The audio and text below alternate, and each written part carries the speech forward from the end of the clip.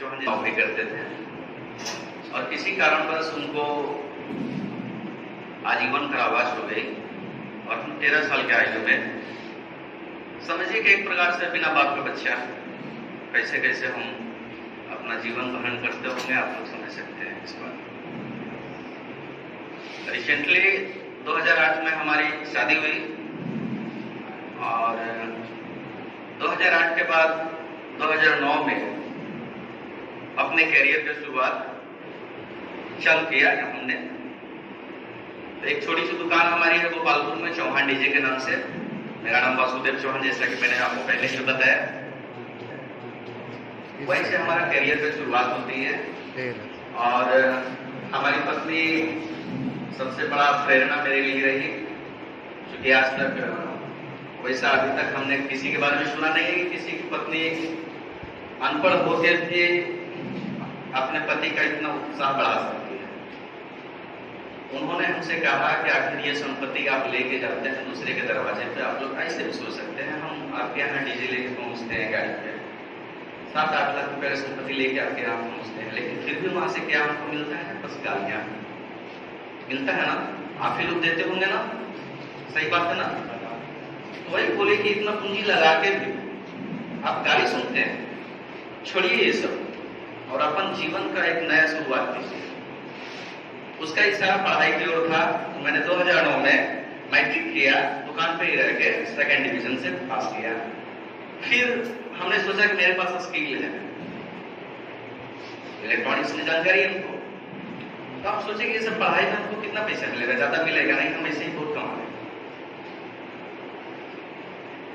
तो 9 से छोड़ के हमने 2013 में फिर जाके मन हुआ कि नहीं इंटर दे देते हैं। तो इंटर भी हमने दुकान पे ही बैठ के, कहीं भी हम पढ़ने नहीं गए, दुकान पे ही बैठ के 2-4 किताबें बस उलट पलट लिया करते थे। बस मन में उत्साह था कि हम कुछ करेंगे, बस यही मन में उत्साह था कि कुछ करेंगे। 2013 में हमने इंटरव्यू किया, भगवान की देन से वैकेंसी भी आई 1/2018 की एलपी टेक्नीशियन, जिसमें हमने फाइट किया। यहाँ तक तो था हमारा वैकेंसी आने का प्रक्रिया। अब चलते हैं पीछे, हमारा बैकग्राउंड पढ़ाई का क्या था। पढ़ाई में हम बिल्कुल जीरो थे। सबसे फर्स्ट में हम ब्लॉक के पास एक आशुतोष सर पढ़ाते थे, ज्ञान कोचिंग के सेंटर के नाम से चलता था। तो वहां पे हमने बहुत दिन पढ़ा, लेकिन वहां पे क्या था ना, मैथ हमको मिल नहीं पाता था। हम मैथ में बिल्कुल गोबर गणेश थे, समझ में नहीं आता था हमको मैथ। पढ़ाया जाता था बहुत लंबा, माना कि एक्स है, ये है, वो है, फलाना ढिमका चिलाना सब बाउंस करता था। चूंकि हम तो पढ़ाई तो छोड़ चुके थे बाबूजी के जेल जाने के बाद, फिर हमारी पढ़ाई छूट गई थी। कंटिन्यू 15 साल छोड़ देना पढ़ाई, कुछ तो आएगा नहीं दिमाग।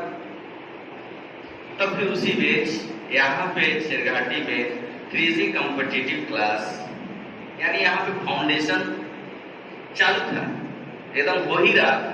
उसी बीच हमने वहां से यहाँ पे आके इसी झोले को पहुंचे। आज तक हमारा रिकॉर्ड है, हमने आज तक कोई शौकीनी काम नहीं किया। एक सड़ी सी गाड़ी है, उसी गाड़ी से आना जाना होता है हमारा। इसी झोला में हमने अभी तक, यानी यहाँ तक जब तक पढ़े, इसी झोला में अपना बस्ता लाते थे। सभी लड़के देख के हंसते थे कि इतना एजेड आदमी, चूंकि 3 बच्चे थे हमारे, 3 बच्चे के बाद भी हमने ये झोला टांगा, इसमें कॉपी किताब लेके बस पर डे का ये टाइम का पक्का, कुछ हो चाहे ना हो, दुकान का शटर बंद, समय हो गया है ट्यूशन का, पहले चलते हैं वहां पे। तो पहले आप रखिए कि समय से हम कुछ भी करें, समय से एक स्टूडेंट का पहला परम कर्तव्य होना चाहिए उठ सूत के। उठने का भी ब्रह्म बेला में आप कोशिश कीजिए कि 4 बजे सुबह में उठ जाए, यदि संभव है तो। ना के बाद आप 5 बजे बजा सकते हैं, कोई दिक्कत नहीं है, लेकिन उठ सूत के अपना जो भी नित्य दिन का क्रियाकलाप है कीजिए और फर्स्ट प्रायोरिटी दीजिए किताब को। क्योंकि रात में जब रेस्ट ले लेता है ना ये दिमाग, तो सुबह आप जो भी पढ़ते हैं इसमें छपता है, वो अच्छा से आप समझ सकते हैं, समझ गए। तो यहाँ पे आए तो प्रवीण सर बाहर खड़े हुए थे। यहाँ नहीं क्लास था, इसके पहले उत्तम क्लास था, वहां बाहर खड़े हुए थे। और प्रवीण सर तो उम्र में हमसे छोटे हैं, लेकिन पदवी में तो हमसे बहुत बड़े हैं। प्रवीण सर बाहर रजिस्ट्रेशन कर रहे थे, तो हम आए, इनसे मिले। तो हम सोचे कि एक साधारण सा बालक होंगे, जैसे आप हैं, ये आप हैं, है ना। तो हम इनसे मिले, हम बोले कि यहाँ पढ़ाई होता है क्या? सर बोले कि हाँ हाँ। तो सर सोच रहे होंगे, ये भी संकोच कर रहे होंगे कि इतने एजेड आदमी पढ़ेंगे, ये भी सोच रहे हो कोई बच्चे का एडमिशन करना होगा, एडमिशन करवाना होगा। तो फिर कहें कि हो जाएगा। हम बोले कि टीचर कितने हैं?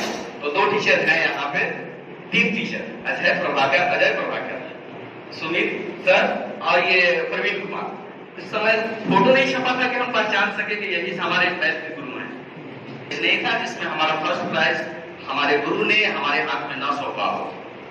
फिर एक ऑफर आया हमारे गुरु की, कहे कि आप किसी भी कंपटीशन क्लास यानी दूसरी जगह जो कॉम्पिटिटिव होता है वहां से आप यदि जीत के लाते हैं कुछ, तो हम आपको आजीवन फ्री कर देंगे, लाइफ टाइम के लिए आप यहाँ हमारे यहाँ आपका दरवाजा खुला होगा। तो वो सब कंपटीशन में भी हमने भाग लिया और वहां से प्राइज लेके आया। हमारे गुरु बिल्कुल आज तक कहते हैं कि आप भी आज भी पढ़ सकते हैं, आपके लिए दरवाजा आज भी खुला है।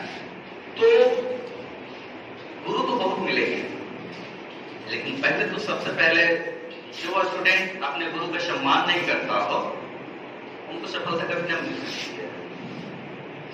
ऐसे बस क्या है, एक बिजनेस समझाया जाता है कि एक टीचर है वो रुपया लेंगे, आप एक स्टूडेंट हैं रुपया देके आप विद्या अर्जित कीजिए। लेकिन सही मायने में गुरु और शिष्य के बीच संबंध वो वैसा नहीं होना चाहिए।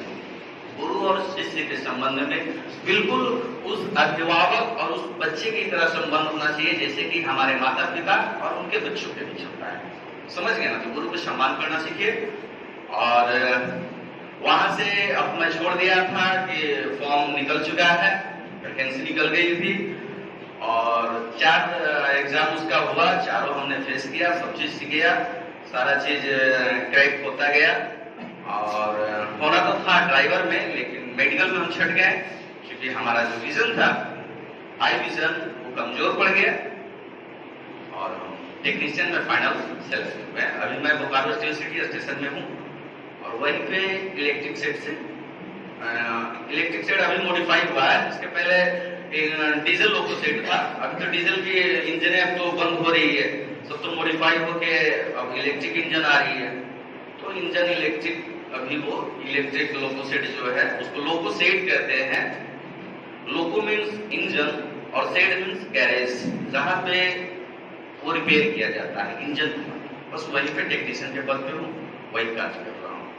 और मैं बहुत बड़ा आभार व्यक्त करूंगा अपने शिक्षक के प्रति, हमारे तीनों शिक्षक जिनकी अभी यहाँ पे आप इमेज देख सकते हैं। ये तीनों आप सोच सकते हैं, एक लड़का जो कुछ नहीं जानता है आज वो उस जगह पे है, बस यही चारों गुरु का देन है। मैं इनको फिर से बार बार सत नमन करता हूँ। और मैं यही कहूंगा, आप लोग पढ़ते हैं मन ध्यान से पढ़िए, नाम के लिए ना पढ़िए। ये कोई ना बोले कि फलानवा के बेटा जाता पढ़े, कोई ये बोले फलानवा के जो फलानवा है ना, मान लेते हैं कोई भी बड़ी हमी है वासुदेव, तो मेरे माँ बाप को ये कोई ना बोले कि तुम्हारा बेटा जा रहा था, कोई ये बोले वासुदेव के माई बाप जा रहा है। उस तरह का आप छवि बनाइए अपने माता पिता को, यानी उतना ऊपर सर कर दीजिए, अपने गुरु का सर इतना ऊपर कर दीजिए ताकि एक समाज में कुछ बने, है ना। तो अच्छा, दूसरी बात और, पढ़ाई ये जो होती है ना बिल्कुल सिनेमा हॉल के टिकट की तरह होती है, समझते इस बात। अभी सिनेमा हॉल आपके यहाँ बंद हो चुका है, हम लोग भी सिनेमा हॉल में जाते थे, हम लोग भी टिकट लेते थे, सफलता उसी को मिलता था, टिकट उसी को मिलता था जो कतार में लगा हुआ है। जो भीड़ देख के हट गया वो टिकट कहां से पाएगा? वो तो लाइन में रहेगा तब तो उसकी बारी आएगी। तो आप लोग हमेशा पढ़ाई में लगे रहिए, लगातार लगे रहिए। ये नहीं कि तो अभी कोई वैकेंसी नहीं है, अभी कोई मतलब नहीं है, चलो हटते हैं यहाँ से, जब वैकेंसी आएगी तो हम पढ़ाई स्टार्ट करेंगे। वैसा बिल्कुल नहीं होना चाहिए। पढ़ाई रेगुलर का चीज है। आप लोग देहात से हैं, बहुत सारे लड़के मछली मारे होंगे ना, मछली मारते हैं ना, तो आप बताइए ऊपर ऊपर जो रहता है पोठिया, नीचना मछली और क्या कहते हैं उसको, सीधा जो दिखता है उसको छान लेते हैं। लेकिन जो गुड़ जो रहता है मछली, गरई हो गया, गेंजुआ हो गया, वो कहाँ मिलता है? कादो में। और कादो कैसे आएगा? जब उसको बराबर हिड़िएगा, पूरा कादो आएगा, अंदर का मिट्टी ऊपर आएगा, तब ना वो निकलेगा। तो पढ़ाई बस उसी तरह है, जब तक आप इसको पूरा हिड़िएगा नहीं, कादो बनाइएगा नहीं। खास करके ये जो चैप्टर है, ये जो सब्जेक्ट है मैथ बस उसी कादो की तरह है, जब तक हिड़िएगा नहीं तब तक कुछ मिलने वाला नहीं है। एक बार यदि नहीं आता है कोई क्वेश्चन तो आप उठ के फिर टीचर से कहिए कि सर हमको समझ में नहीं आया। कभी संकोच नहीं करना है। एक क्वेश्चन नहीं आता है, एक क्वेश्चन में सर पूरा टाइम निकाल देंगे, पूरा बैच यानी जो टाइमिंग है एक बैच का, वो पूरा टाइम दे देंगे, लेकिन आपके समझ में आना चाहिए। उसी में हमारे गुरु की भी संतुष्टि है, आपकी भी संतुष्टि है। क्योंकि अभी हाँ में हाँ आप पढ़ दीजिएगा, वो तो चला गया क्वेश्चन, आपके दिमाग में नहीं आया, लेकिन अब कैसा सब चीज हो गया है। तो ऐसा नहीं होना चाहिए। जो क्वेश्चन आपको नहीं आता है उसके बार बार पूछिए, 100 बार पूछिए, यदि ना होता है तो अगले दिन भी पूछिए, 1 महीने तक पूछिए, जब तक वो समझ में ना आ जाए। और बिल्कुल जिद की तरफ बढ़िए। जिद्दी होना चाहिए इंसान को पढ़ाई में। कोई सफलता पाना है तो जिद्दी होना चाहिए, समझ गए? और ये सब जितना भी हम कह रहे हैं, इसी गुरु ने हमारे अंदर गुड़ के भरा है। यही चीज हमारे गुरु भी कहते थे। इसीलिए आज ही क्या, आजीवन, जब मैं बूढ़ा हो जाऊंगा फिर भी सर जवान रहेंगे। अभी सर से कम तो 5 से 6 साल की उम्र में बड़े होंगे, लेकिन क्या है, गुरु है वो हमारे माता पिता से भी बढ़ के हैं। आज उन्हीं के बदौलत आज हम उस मुकाम पे पहुंचे हैं, समझ गए ना? इन्हीं चंद शब्दों के साथ अपनी वाणी को विराम देना चाहूंगा।